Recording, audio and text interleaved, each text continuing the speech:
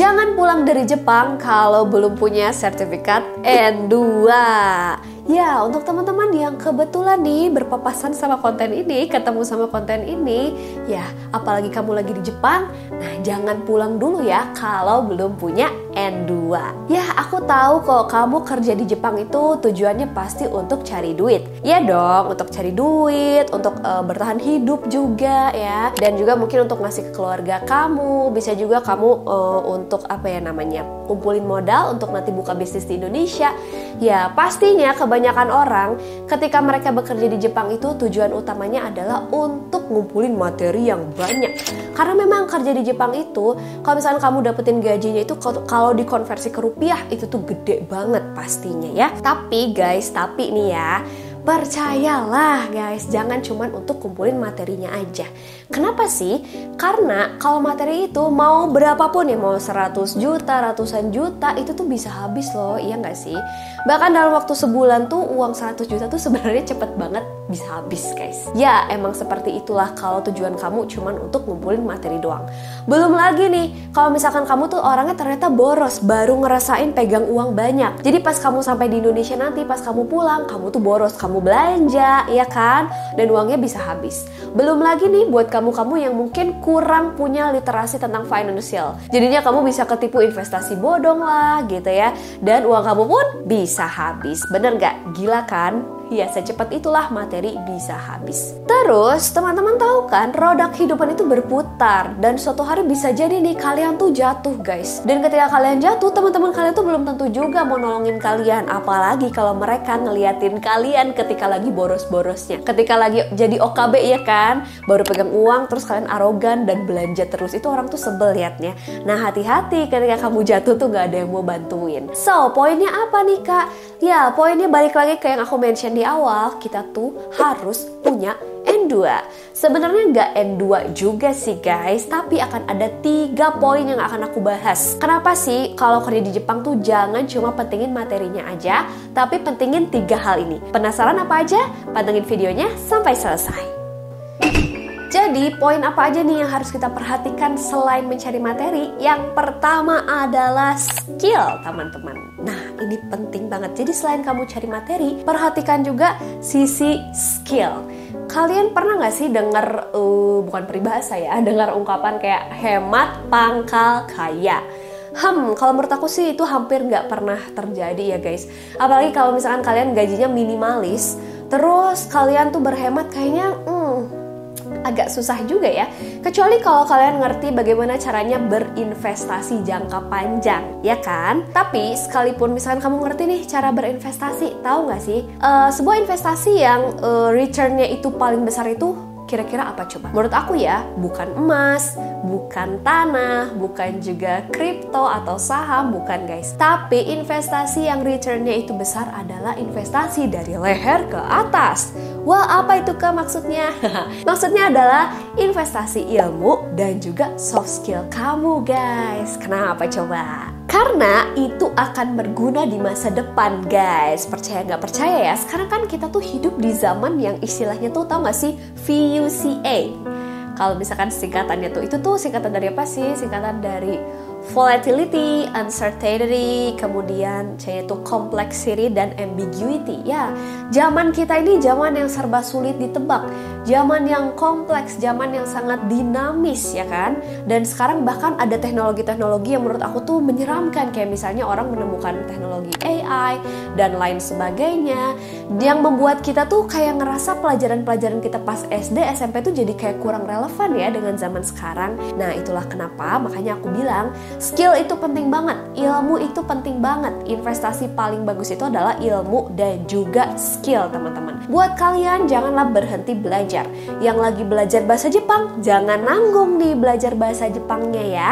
Langsung harus sampai skill N2 deh. Buat yang udah ada di Jepang, sekarang lagi stay di Jepang, kerja di Jepang, wah kalian beruntung ya udah sampai di sana, udah kerja di sana.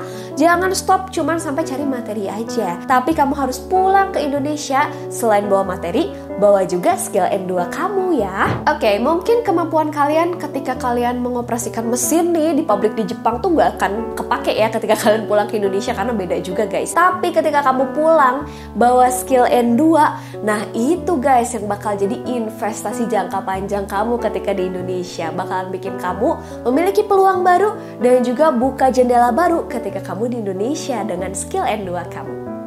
Berikutnya, poin apa lagi nih yang harus diperhatikan selain skill? Poin berikutnya adalah network. Ya, teman-teman, berjejaring lah. Waduh, susah ya bahasa Indonesianya apa ya? Bertemanlah sebanyak mungkin, berelasilah sebanyak mungkin, karena itulah yang akan menguntungkan kamu di masa depan. Kalau misalkan kalian cuma berteman sama orang-orang yang itu-itu lagi, teman SD lagi, atau teman SMP lagi, atau kelompok tetangga lagi, gimana teman-teman mau berkembang, ya kan? Jadi kalian harus open network gitu ya, harus berelasi. Jangan cuma sama orang yang sama kotanya aja. Mungkin kamu bisa berelasi dengan orang antar kota, misalkan kamu orang Bandung, kamu berteman sama orang Semarang, sama orang Medan, ya kan? Atau kamu berteman sama orang yang di luar Indonesia, mungkin di luar negeri, berteman sama orang Jepang, berteman sama orang Turki, ya kan? Gak ada salahnya. Dan kenapa sih kalau aku bilang harus kayak gitu? Kenapa harus berelasi seperti itu? Karena dari situ kamu bisa dapat banyak hal. Yang pertama, kamu jadi tahu POV-nya mereka nih dengan terhadap dunia misalnya. Gimana caranya mereka problem solving, bagaimana cara mereka bermimpi, mengejar mimpi mereka. Karena aku yakin dari setiap ras, setiap suku bangsa itu punya keunikan masing-masing yang mungkin kalian bisa ambil positifnya.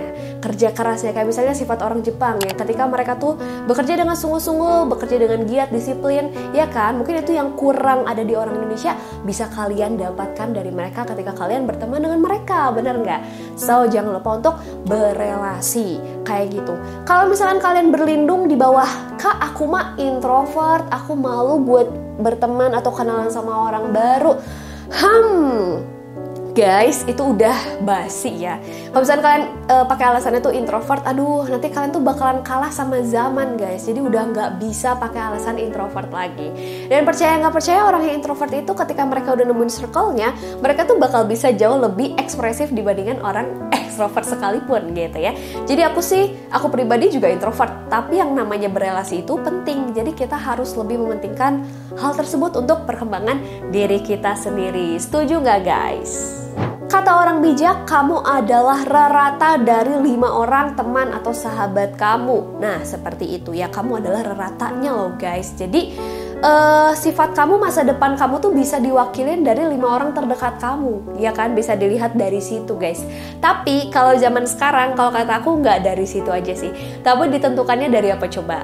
Dari FYP atau yang muncul di timeline kamu tuh seperti apa. Hayo, yang munculnya akun-akun gosip berarti kamu hanya menggibah saja guys. Atau mungkin yang munculnya komedi-komedi, berarti mungkin kamu hanya kurang hiburan, ya kan? Tapi misalnya kamu ini orangnya senang membaca, senang explore, mungkin sesuatu pengetahuan yang baru atau apa, nah itu pun yang akan jadi FYP atau timeline kamu ya guys ya. Jadi selain networking, mungkin apa yang kamu baca itu juga akan menentukan masa depan kamu nanti itu seperti apa sih, gitu loh guys. Selanjutnya, poin yang terakhir, selain skill dan network, kita masih ada satu poin penting lagi, yaitu experience atau pengalaman. Yes, betul sekali guys. Gak ada orang yang pas lahir dia ujuk-ujuk jagoan segala rupa. Gak ada ya teman-teman. Jadi even bayi sekalipun atau orang itu pastinya harus mengalami beberapa proses dulu ya. Dijalanin dulu, belajar dulu, sampai dengan mereka tuh punya sebuah pengalaman, di mana pengalaman itu adalah guru terbaik bagi mereka sendiri, ya kan? Orang bisa baca, ya pasti dia belajar dari hurufnya dulu dong. Gak ada yang mungkin langsung bisa baca lancar ya, atau bisa berpidato dengan bagus, benar gak? Everything is process, dan semua itu adalah dari experience atau pengalaman gitu.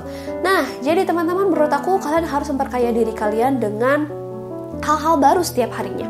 Kalian coba banyak hal baru, dimana nanti hal-hal baru tersebut tuh bisa kalian gunakan untuk mengukir portofolio kalian. Keluarlah dari zona nyaman kalian. Kayak aku sendiri, kalau aku misalnya biasanya hanya ngisi acara di acara yang berbau Jepangan, aku tuh segmented banget. Tapi suatu hari aku dapat pekerjaan untuk mengisi di acara yang berbau kenegaraan gitu ya.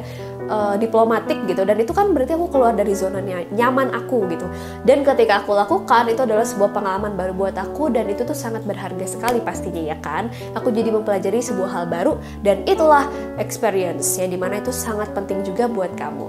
Jadi kamu jangan ngelakuin hal itu aja, kamu harus coba lakuin hal-hal baru lainnya untuk diri kamu sendiri. Dan experience itu sendiri kamu nggak harus ngalamin langsung sih, kamu bisa coba belajar juga dari experience orang lain, bener nggak?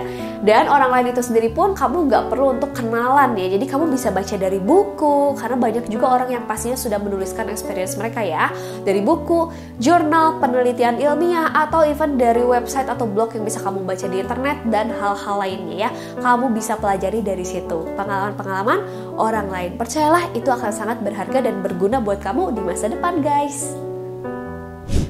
So teman-teman, jadi apa nih yang kamu kejar? Kamu mengejar surga? Mengejar akhirat? Good teman-teman, pertahankan. Tapi kalian tahu gak sih, Tuhan itu lebih suka sama kita-kita yang juga bekerja keras. Jadi gak hanya memikirkan mungkin akhirat, tapi kita juga seimbang di dunia dan akhirat. Which is kita juga bekerja keras ketika kita hidup di dunia. Ya kan? Pastinya orang yang disukai sama Tuhan itu adalah orang yang taat agama, orang yang pintar, dan juga orang yang bekerja keras sehingga dia bisa jadi kaya. Setuju nggak? Kenapa? Karena kalau kalian kaya, bayangkan nih, kalian tuh uangnya banyak, kalian bisa selalu berinfak, benar nggak? Kalian bisa bikin masjid yang pastinya berguna untuk banyak orang beribadah. Kalian bisa memberi makan anak yatim, ya kan? Kalian juga bisa membangun sekolah dan panti lainnya. Dan itu pastinya lebih disukai oleh Tuhan. So teman-teman, jadi kalau menurut aku kalian harus pentingkan 3 poin yang sudah aku sebutkan di awal tadi. Jangan pernah merasa kita sudah cukup kaya, jangan pernah merasa kita sudah cukup pintar ya. Ingat, kita masih miskin dan kita masih bodoh, jadi kita harus selalu berjuang, kita harus selalu belajar. Ingat ya teman-teman, gambatte kudasai ne.